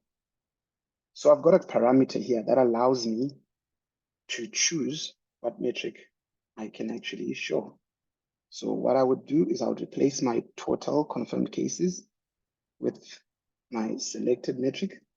And from here, maybe if I want to visualize my total cases, so let's do this so that you can actually see what's going on. I can visualize the total deaths per country, and I can see that this is Nigeria that has had the most deaths in Africa. from mpox. You can see new cases, and that's the DRC has got a lot of new cases. We can also see the new deaths, and the DRC is also leading in that. Okay, so a little bit of a good starting point. Let's see what else I can see. So let's just call this analysis by country. Okay, so I've got a first chart that I can use to take a stab at this. All right. Now, let's say I want to be able to see this over time. So do I have any date fields? Yes. Let's double click on that. And then let's look at our total confirmed cases, right? Once again, I can ask Tableau to show me this as a line chart. And right now it's looking at the years. It's not very impactful. We want to track this daily because this is an infectious disease and we get this data daily. So I can choose to have that tracking daily.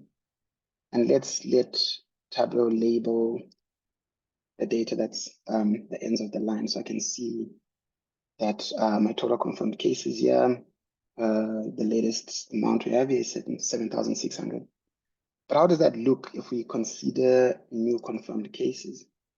So I double click on that, I get another chart at the bottom here that's showing new confirmed cases, but it's not as impactful. I want to see them on the same chart. And now I have them on the same chart. But once again, you can see that the axis, so the axis for new cases is here to the right, and the one for the confirmed cases is to the left. You can see that these are not synchronized, and that can lead to a lot of confusion. So it's important to try and synchronize these. And when I do that, I can see now that I've got about 343 new cases. So this is pretty cool. Maybe let's do the same for deaths. And now I don't need to redo this. I can just replace the fields that I had. So I can replace the total cases with total deaths, and then new deaths will replace the new confirmed cases. And here I can see that I have, so let's call this deaths trend. Okay. And this was a cases trend. All right. Now, just remember, you can do this with any data that you have. And yeah, I just chose this data set because it was pretty interesting for me. Okay, so I've got a bit of a trend chart. I've got a map going on. What else would be nice to show here? Maybe let's have a table that can show me all these metrics for all the countries in Africa. So I can use something that is called a viz extension. Now, this is something that Tableau introduced this year that makes it easier for you to visualize certain things. So if I wanted a simple table, I didn't have to do this, but I want to format this table and I wanted to have conditional formatting and all sorts of things. So first thing I do, I put my country there. Then I can start choosing the metrics that I want to put. So total confirmed cases. Let's look at our new confirmed cases, total deaths. Let's look at new deaths as well. And then being the kind of person I am, I want to make sure that these are named correctly. So I'm just going to rename them very quickly. Okay, and make sure that this makes sense to my end users. Okay, so far so good. We've got a little bit of a table. We can start to see that we've got the line level detail, but it's very hard to be able to tell immediately. Someone asks me which country is the highest new confirmed cases, it's a little bit obvious because it's the DRC. But if they say the third highest, it becomes a little bit difficult, right? So let's format these particular columns. So first thing I'll do is I will format the column that has, let's move this here so you can see. So I'm going to choose a data bar. I'm going to choose a lovely blue color there, and I'm going to show the marked text. This is pretty great. And then let's have this sorted like this. Now it's very easy. Someone says, what's the fourth highest? It's quite clear. And this is because the way our minds look at things, we've got something called pre-attentive attributes, and it's easier for the human brain to be able to make out length than it is for the human brain to read text. So it's always good to incorporate bar charts into your visualizations. Sometimes they're not pretty, but they do get the job done. For my deaths, I might want to not use bar charts. I want to use, let's see, what else do we have here? I want to use a color scale. And maybe I want to be alarmist, and I want to quickly highlight which countries have the highest deaths. And then for my new data, I can really just go back to the bar charts and have this data bar. And okay, so we don't put too much color. We just got 3 colors here. Gray is neutral, but we can see that blue is going to be for our confirmed cases across the whole dashboard, and red is going to be for deaths. So far so good. We'll just call this detailed country analysis. Okay, we're making a little bit of progress. What do we have? We've got a 2-line charts. We've got a map. This is really good. We've got a table. But if you've seen dashboards before, a lot of dashboards will have KPI cards, which is really numbers at the top of the dashboards that can help you be able to make out what the most important metrics we're looking at are. So for example, we're looking at total confirmed cases. I want my user to be able to see this when they log onto the dashboard immediately. They must be able to see at the top of the dashboard that the total confirmed case is about 7,600 for this time period. And I can obviously format this with whatever preference I had. Okay. And this is so far so good. I'm just going to format it, align it like this. I don't have to recreate. I can always just use the one I created here. So let's maybe show new confirmed cases. So all I'll do is I'll change the number, and I've got new confirmed cases. Okay, that's cool. Let's have total deaths. I'm going to duplicate this, and then I'm going to replace that number, and then put another title. Okay, and the reason why I'm doing this piece by piece is it's important for you to realize that a dashboard is made up of individual components, right? And these individual components are worksheets that make up a dashboard. And I'll show you now when we're about to build it. Okay, so now we've got the last one, which would be my new dates. Let's put that there. It's not a lot. This is called the new dates. All right. So we've got a couple of KPI cards. That's looking all right. We've got a table that's got some detail. We've even got a couple of trend charts and a map. Okay. We've gone 10 minutes into it. Let's quickly build out a dashboard. Right. I'm going to give it a good size that I know works for laptop size screens. Okay, you can basically build it out however way you want to. And I'm going to start putting containers. So in Tableau, we use containers to group objects together. So the first thing I did was to put a vertical container because I want to vertically stack things in my dashboard. I'm going to put a horizontal container in that. So if you think about the way our eyes are drawn to data, the first thing that you look at is when you get onto a dashboard is you look at what's in the top left. So I'm going to start putting a few of the elements that we created here. So the first was this total confirmed cases.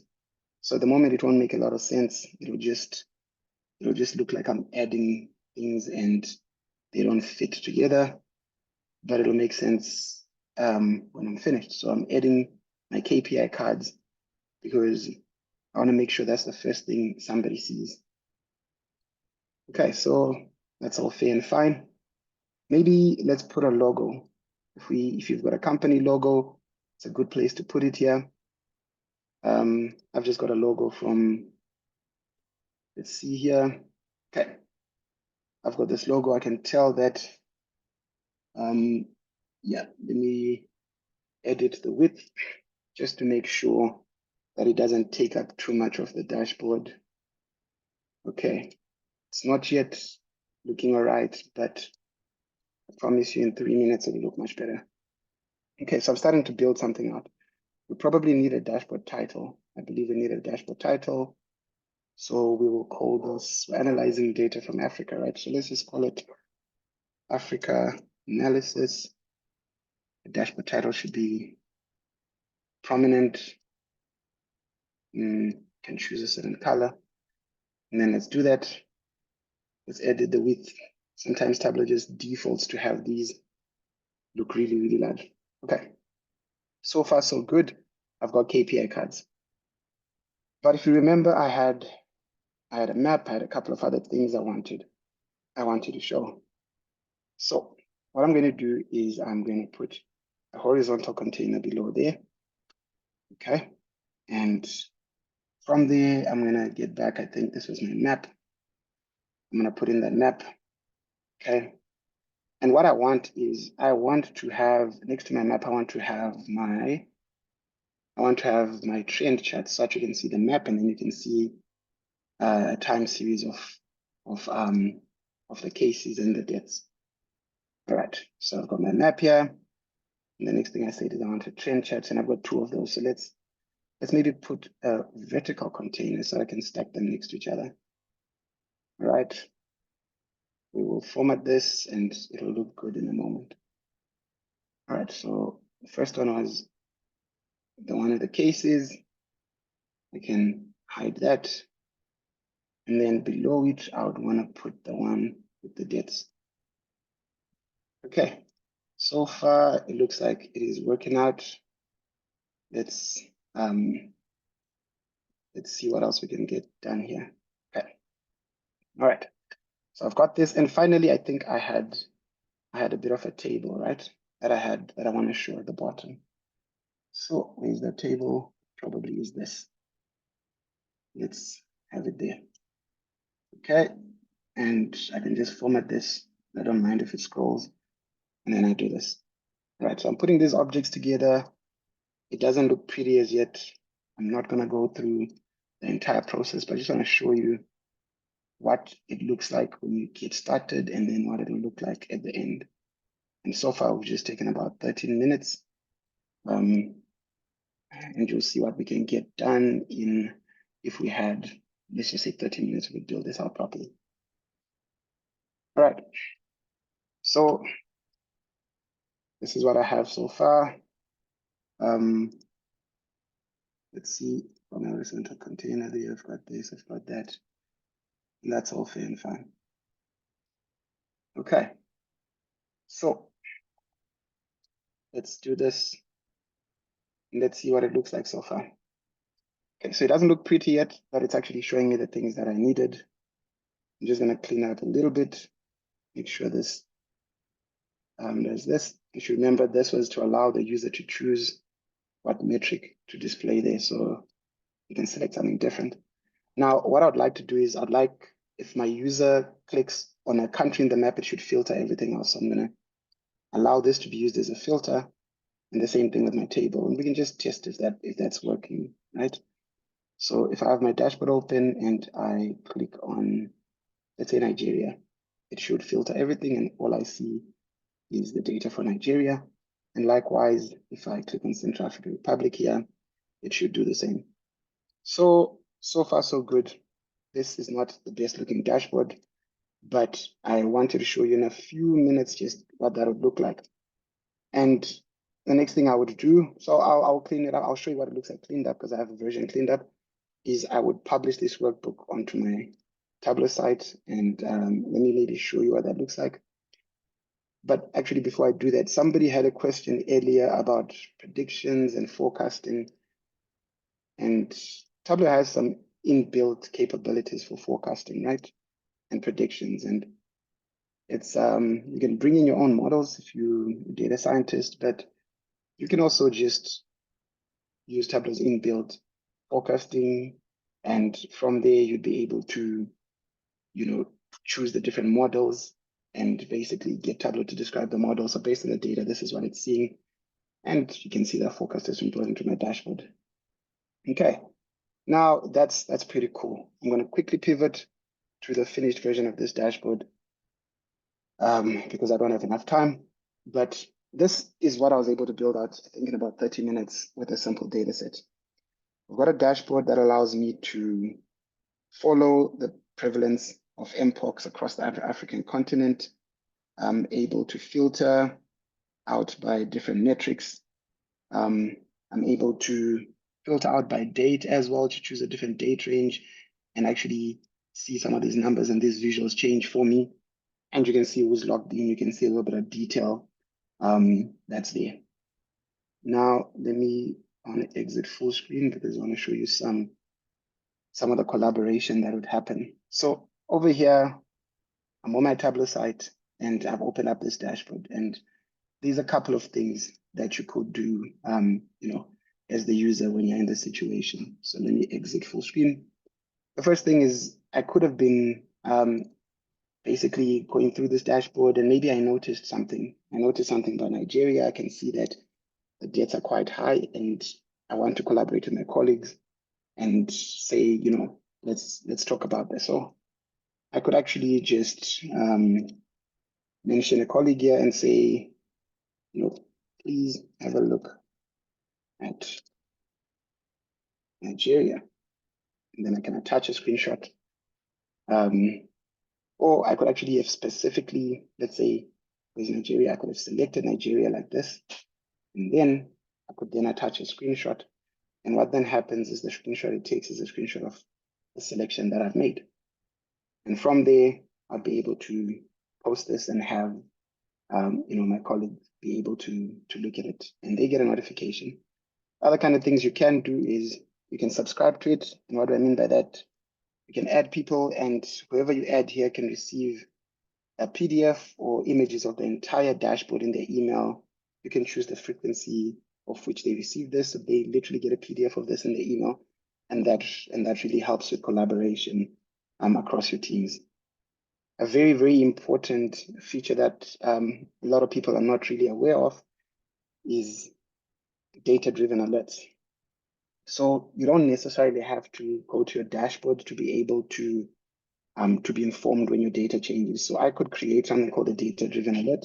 So I'm essentially telling Tableau to tell me, and here I'm choosing to say, tell me when maybe the dates are above 20, okay? And tell me maybe daily at most. I can add people to this, and then I can say, I can create the alert. Now, what will happen is the end user will get an email with this picture every time the dates go above 20, and they didn't have to go to the dashboard. They are proactively informed of when a certain condition is met, and from that they can actually take action. I don't think I'll go. I had a little more to show you guys, and it was maybe around some of the AI features that we have, but I see we're actually running out of time. Am I correct, Ruby? I think we're out of time now, right? Yes, you can go for a couple more minutes. That's fine. Okay.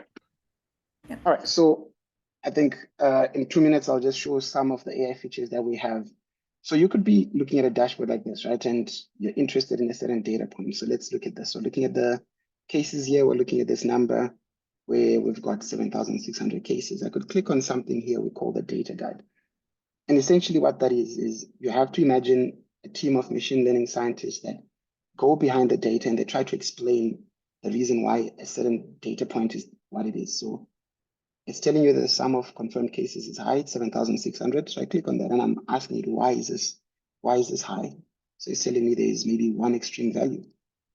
Okay, so I keep exploring, and then it gives me a distribution, which is another visualization that explains the reason why that value was high. So for me to have 7,600 confirmed cases, Tableau was able to go in the back end and tell me that the DRC contributed to about 6,100 of the confirmed cases. And it also gives me the option to say, what does this data look like if I don't have the DRC in this particular data set? I can visualize the difference and what that would look like if we excluded that extreme value. So, very robust data exploration that you have available to you. And as you can see, all of this was done without typing a single line of code. I think the one thing that I think would be worth talking about, I would have wanted to show Tableau Pulse, I won't, but somebody did have questions around whether you can visualize, I think it was political data, it was financial data. We've got something called Tableau accelerators. And what these are is these are pre-built dashboards that are free. that are made by Tableau, and they're also made by Tableau partners, and they cover a lot of use cases. So they cover a lot of departments. You can see here, you've got HR, corporate finance, healthcare, all sorts, public sector as well. You've got nonprofit, you've got healthcare, you've got all sorts of things. And you can basically, let's say I've clicked on one, and this is a Power Grid connector one, and you get information around what the dashboard is like, what questions does it answer, what's required from me in terms of data.